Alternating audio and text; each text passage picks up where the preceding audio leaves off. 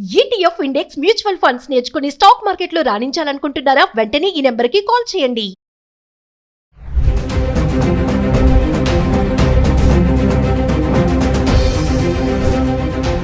నమస్తే, welcome back to Suman TV. ప్రస్తుతం మనతో పాటు ఉన్నారు digital marketing AI expert Nikhil గారు. నమస్తే అండి. నమస్తే మ్యామ్. నిఖిల్ గారు, మరి ఇప్పుడు అమెరికన్ న్యూస్ చూసుకుంటే ట్రంప్ తీసుకున్న ఏవైతే డెసిషన్స్ ఉంటున్నాయో ఎంఎస్ పూర్తి చేశా కూడా జాబ్స్ రాకుండా చాలా మంది స్టూడెంట్స్ అక్కడ ఇబ్బంది పడుతున్నారు.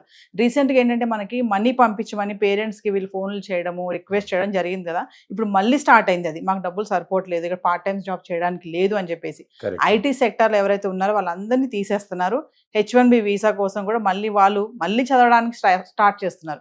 అంటే మనం నిన్న మాట్లాడుకున్నట్టు ఏఐ ఇందులో కూడా అదే ఇంపాక్ట్ అంటారా? ఒకసారి దాని కొంచెం వరకు ఇంపాక్ట్ ఉంది మ్యామ్. బేసిక్గా ఏంటి అంటే అక్కడ కంపెనీస్ ఎవరైతే ఉంటాయో మనలా కాకుండా అక్కడ కొంచెం స్ట్రిక్ట్గా ఉంటాయి. అక్కడ ఏంటంటే practical project experience, communication skills ఇట్లాంటి థింగ్స్ అన్ని ప్రాపర్గా చూస్తాయి. అంటే వాళ్ళు ఎడ్యుకేషన్ క్వాలిఫికేషన్ కన్నా కూడా ఎక్స్పీరియన్స్ కొంచెం వాల్యూ ఎక్కువ ఇస్తారు. అంటే ఎవరికైనా కూడా నేను చెప్పినట్టు ఆల్రెడీ ట్రైన్డ్ పీపుల్ ఎవరైతే ఉంటారో వాళ్ళని తీసుకోవాలని చెప్పి ఆలోచిస్తూ ఉంటారు.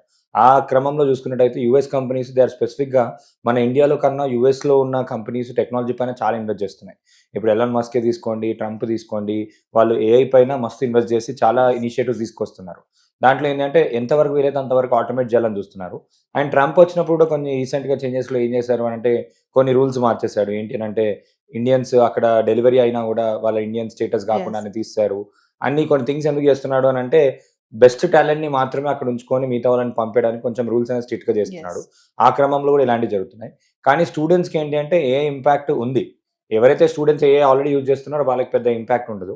వాళ్ళకి నేను ఇచ్చే రికమెండేషన్స్ ఏంటి అంటే ఒకటి, వాళ్ళ పోర్ట్ఫోలియో బిల్డ్ చేసుకొని ప్రాజెక్ట్స్ చేసుకోవడం ముందే. అంటే వాళ్ళ ప్లానింగ్ ఎప్పుడైనా కూడా ఏంటి అంటే ఓకే 4 years అయిపోయిన తర్వాత అప్పుడు 365th డేట్ రోజు వాళ్ళ ప్లానింగ్ ఉండదు. వాళ్ళ కాలేజ్లో జాయిన్ అయ్యారంటే ఇమీడియట్గా day 1 నుంచి they should start there planning. వాళ్ళకి కావాల్సిన ఏంటి అంటే కాలేజ్లో ఉన్నప్పుడు సర్టిఫికేషన్స్ చేసుకోవడం ఇంపార్టెంట్. గూగుల్ వాళ్ళది జీసీపీ ప్రొఫెషనల్ క్లౌడ్ వాళ్ళది ఉంటుంది.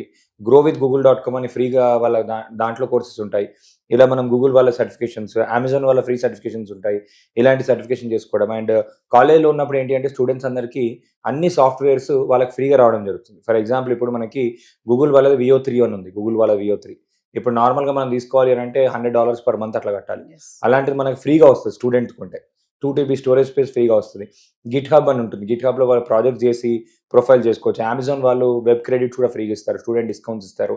అప్పుడు ఏంటి అంటే స్టూడెంట్స్ అందరూ కూడా టైం ఉన్నప్పుడు మొత్తం యూజ్ చేసుకొని వాళ్ళు పోర్ట్ఫోలియో బిల్డ్ చేసుకోవడం. అంటే ముందే ఏఐని యూజ్ చేసుకొని కొన్ని యాప్స్ తయారు చేసుకోవడం, కొన్ని ప్రాజెక్ట్స్ తయారు చేసుకోవడం. వాళ్ళు చేసుకొని కనుక అప్పుడు ఇంటర్వ్యూకి వెళ్ళినప్పుడు ఏంటి అంటే ఆల్రెడీ పోర్ట్ఫోలియో ఉన్న వాళ్ళకి, ప్రాజెక్ట్స్ ఆల్రెడీ చేశారు, హ్యాండ్స్ ఆన్ ఎక్స్పీరియన్స్ వీళ్ళకి ఆల్రెడీ ఉంది. ఉన్న వాళ్ళకి ఏంటంటే జాబ్స్ వచ్చే ఛాన్స్ అనేది ఎక్కువ పెరుగుతాయి. అపార్ట్ ఫ్రమ్ టెక్నికల్ స్కిల్స్ కూడా ఇంకోటి ఏంటంటే కొన్ని కమ్యూనికేషన్ స్కిల్స్ పెంచుకోవడం. కమ్యూనికేషన్, మేనేజరల్ స్కిల్స్ వాళ్ళు చూస్తారు ఇవి. అండ్ ఆటోమేషన్ టూల్స్ ఉంటాయి కొన్ని, ప్రాజెక్ట్ మేనేజ్మెంట్, ట్రెలో అని, జాపియర్ అని ఇట్లాంటి టూల్స్ ఉంటాయి. ఇవన్నీ కూడా వాళ్ళు నేర్చుకుంటే కూడా ప్రాజెక్ట్ మేనేజ్మెంట్ టూల్స్ కూడా బాగుంటుంది, అది కూడా బాగా పనిచేస్తుంది. అపార్ట్ ఫ్రమ్ దట్ ఇంకోటి ఏంటంటే college times is the best time to use their LinkedIn. లింక్డ్ఇన్లో వాళ్ళకి ఏంటి అంటే మంచి కార్పొరేట్స్, హెచ్ఆర్స్, కంపెనీ CEOs అందరు కూడా వాళ్ళు లింక్డ్ఇన్లో ఉంటారు. వీళ్ళు వర్క్ ఏదైతే చేస్తున్నారో ఆ వర్క్ని షోకేస్ చేసుకోవడానికి LinkedIn is the best platform. అంటే వాళ్ళ జాబ్ గురించి, వాళ్ళ ఇంటర్పర్సనల్ స్కిల్స్ గురించి, వాళ్ళ కమ్యూనికేషన్ స్కిల్స్ గురించి, వాళ్ళ ఎక్స్ట్రా కరికులర్ అచీవ్మెంట్స్ కూడా చూస్తారు. కొన్నిసార్లు ఏంటి అంటే మా ఫ్రెండ్ ఎగ్జాంపుల్ చెప్తాను మీకు. ఇక్కడ ఇండియాలో ఉన్నాడు. ఇండియాలో మనకి 60 to 70% మార్క్సే ఉంటుండే కాలేజీలో ఉన్నప్పుడు. కానీ కంపెనీ జెన్పాక్ట్ వాళ్ళు తీసుకున్నారు. కోడింగ్తో పాటు జెన్పాక్ట్లో క్రికెట్ టీం ఉండేది. తినకి ఎక్స్ట్రా కరికులర్ టాలెంట్ ఏంటి అంటే క్రికెట్ వచ్చు. సో కంపెనీస్లో క్రికెట్ ఆడడానికి కొన్ని టీమ్స్ కావాలని చెప్పి ఆ కోటాలో తీసుకున్నారు. సో ఈ ఓన్లీ టెక్నికల్ స్కిల్ అనే కాదు, కమ్యూనికేషన్ స్కిల్ అనే కాదు, స్పోర్ట్స్ కూడా బెనిఫిట్ అయింది. సో అలాంటి స్కిల్స్ కూడా ఏమైనా ఉన్నా కూడా వాళ్ళు పెంచుకుంటే ఇంకా బెటర్ ఆపర్చునిటీ.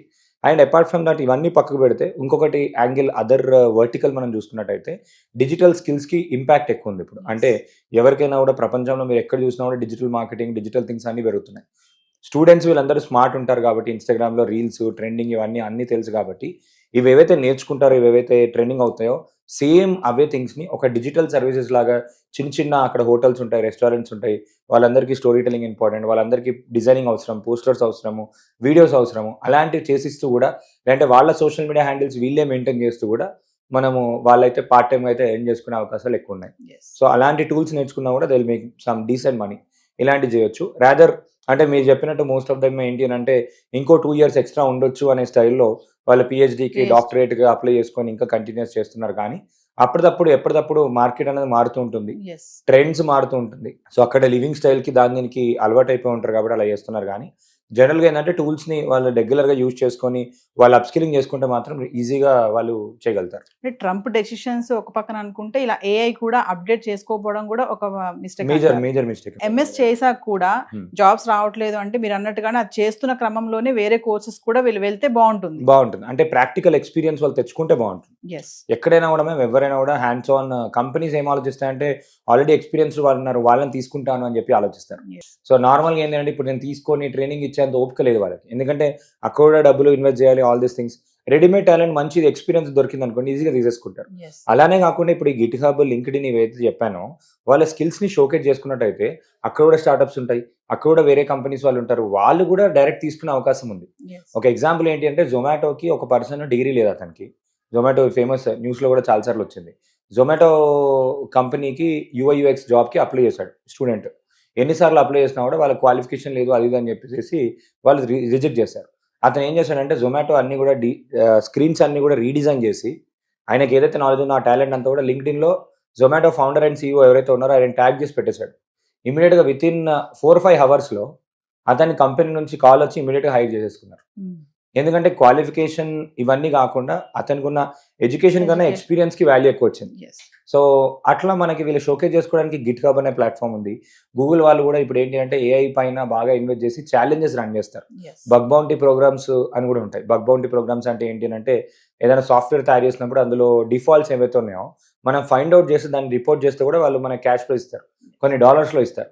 అది కాకుండా ఇంకోటి ఏంటి అంటే ఛాలెంజెస్ ఇస్తారు. ఇప్పుడు గవర్నమెంట్ వాళ్ళు కూడా, గవర్నమెంట్ ఆఫ్ ఇండియా రీసెంట్గా నిన్ననే ఒక ఛాలెంజ్ లాంచ్ చేసింది. ఏఐఎంఎల్ని ఆర్టిఫిషియల్ ఇంటెలిజెన్స్ డేటా అనలిటిక్స్లో యూజ్ చేసిన వాళ్ళకి, అగ్రికల్చర్లో యూజ్ చేసిన వాళ్ళకి almost 22 crores worth cash prize announce చేశాను.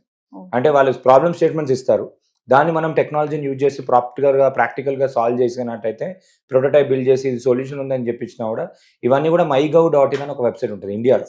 దాంట్లో వాళ్ళు కాంపిటీషన్స్ రెగ్యులర్గా పెడుతుంటారు. లోగో డిజైన్ కాంపిటీషన్ పెడతారు, బ్రాండ్ క్యాప్షన్ పెట్టమని కాంపిటీషన్ పెడతారు, మేము ఈ కాంపిటీషన్తో వస్తున్నాం మీ ఐడియా సబ్మిట్ చేయండి అని ఐడియా కాంపిటీషన్స్ పెడతారు.